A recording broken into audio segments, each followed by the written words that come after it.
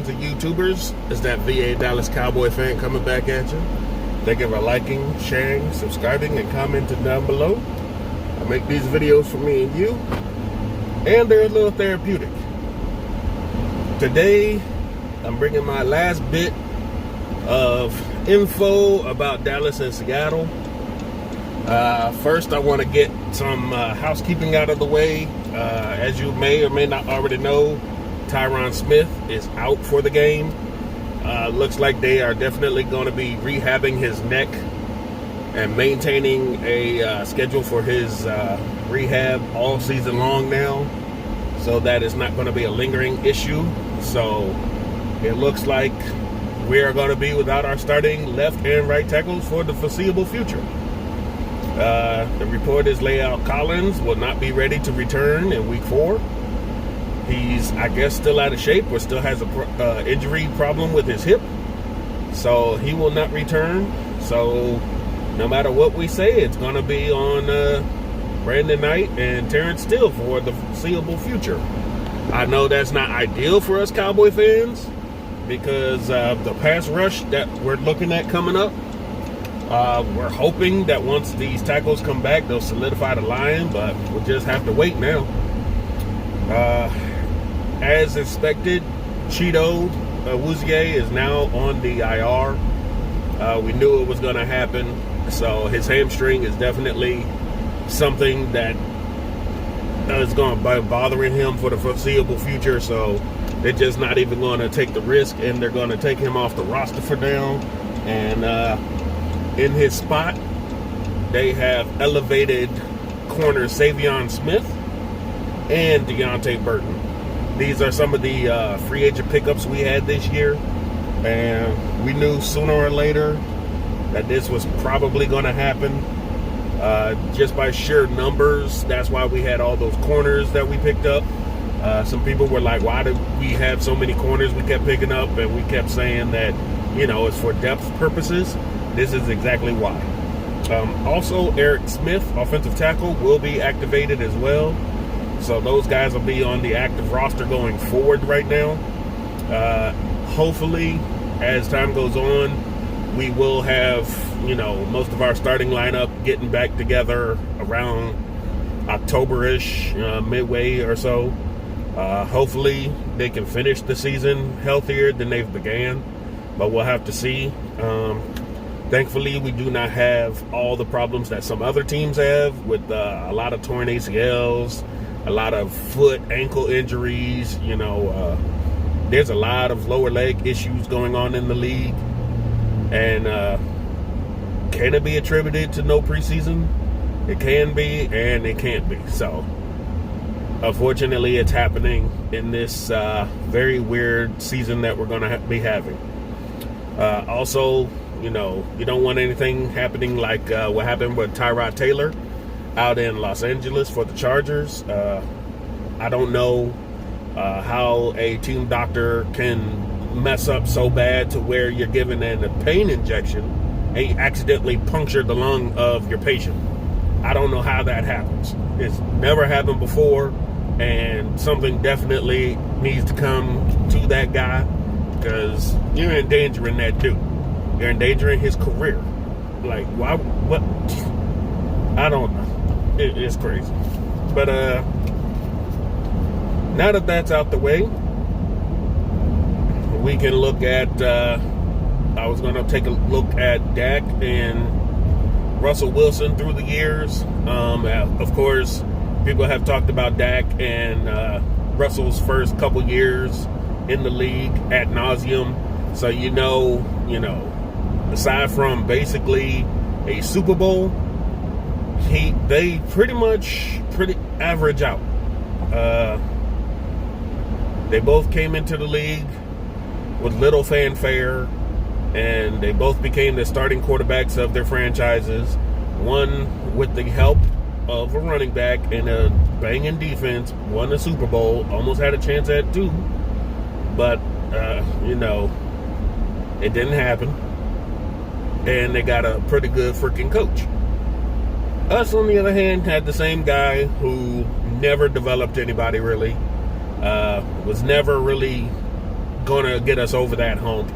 Our defenses were nowhere close to what they had, and we ran through multiple running backs until we had one, and that was his last year with us. So, same can be said basically now, because those first 4 years they kept comparing are pretty much the same. It's pretty much the same when Dak came into the league to now. All their numbers are comparable. They've pretty much thrown exactly almost the same amount of attempts at throwing, almost the same amount of completions. Their completion percentage is almost identical. Their yards are almost identical. There is a disparity between their touchdown throws, with Dak having 97 to Russ's 121. But that's due to him starting to have to sling the rock a lot more and getting away from the run-first heavy offense that they run in Seattle, or used to run in Seattle. Their interceptions are about the same. Russ has taken a lot more rushing attempts because, the pockets that he had back in the day were bad and he had to take off. That's just what had to happen back then. That's why he's had about 300 more yards rushing, because he had to run. Dak ran mainly out of necessity. There wasn't too many designed runs, and unfortunately we're still having that bad habit. So that hasn't really changed. But here's a big disparity in rushing touchdowns. Russ has had 7 over the years, while Dak has had 21. And their QBRs are pretty identical. So all the people, that are going to go out and discuss how Russ is so much greater than Dak, if you go by statistics, they're almost identical. Now, the only difference between Russ's years and Dak's has been better coaching, a way better defense, and a consistent running game that always took pressure off the quarterback. And again, game management decisions were on point when they had to be, except for that second Super Bowl. But other than that, the teams have been almost identical. Seattle has just had more success. It just was their time. So you have to tip of the hat to Seattle and Russ and what they've done out there. They just got it done when it needed to be done. They came out of nowhere. A lot of people didn't think of Seattle back in the day like that. So that kind of was the reasoning that, they were bad for so many years. They didn't have as much success as the Cowboys over the years. So, they're going to have that natural built-in hate for the Cowboys always coming back up. So,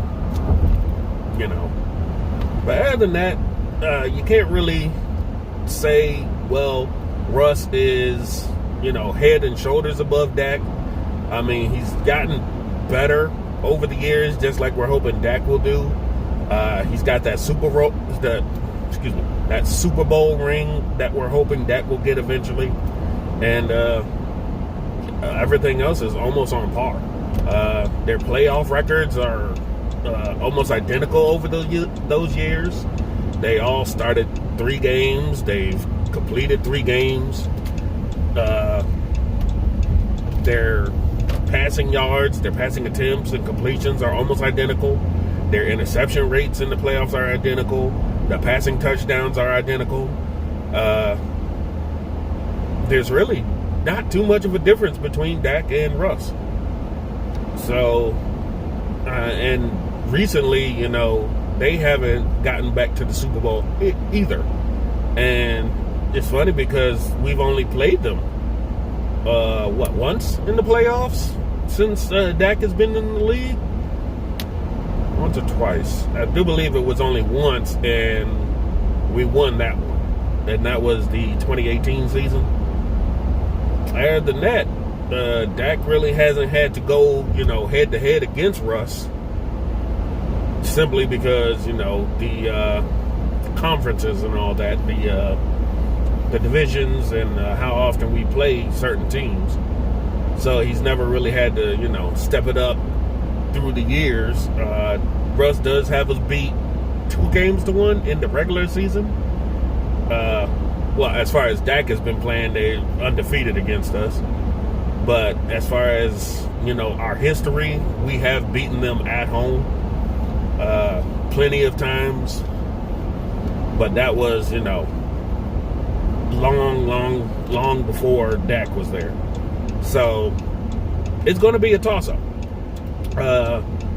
As people have pointed out, that Seattle is almost identical to us right now. We can have offenses that can step it up and put it on and put on a game and a show if need be, and our defenses both suck. So I think right now, if Dallas can get the ball and score first and run that time of possession, we can win this game. But that's a big if. We're just going to have to see. Any given Sunday, right? You can't really throw out predictions when you don't really have much to go on, but a 2-game sample. A lot of people are going to say, well, it's in Seattle, and Seattle doesn't lose at home, which is true. And I saw an article this morning that stated that the league has, funny the timing, the league has allowed teams to now pump up the fake crowd noise inside the stadiums. So not only do we have to deal with being in Seattle, now they get to pump even more noise into their stadium, which is already enough on its own. When it wasn't 80 decibels, I think they pump it up now. And 80 decibels in that football stadium is just, it's not as much as they are with live crowd, but it's still a lot. So it's going to be definitely something we're going to have to look at during the game. See if it's going to be a lot of no huddle, a lot of silent counts, silent snap stuff. Hopefully they can manage it, but we'll have to see. Now that Brandon Knight had a full week of practice with the starting offense, hopefully he's going to be better. Terrence Steele, he's just going to have to do what he has to do, Unfortunately, as Cowboys Crunk has pointed out, Zeke is now in more pass blocking mode because Terrence Steele can't hold up his end of the bargain. So we're losing that part of that dimension of our offense because he's got to stay in and protect Dak when Terrence Steele whiffs on his blocks. And shout out to Omar on Twitter. He's the one who put out there the activations and Cheeto going to IR in the report. Shout out to Omar. He's always got good stuff. You should check him out on Twitter. Quick note for Omar. It is actually at OMZ007 on Twitter. His name is Omar N. Picture of him on Twitter. He gives great info. He gives great stats. He finds information when some of us, just don't have the time. He's a great follow. And y'all take care. Peace.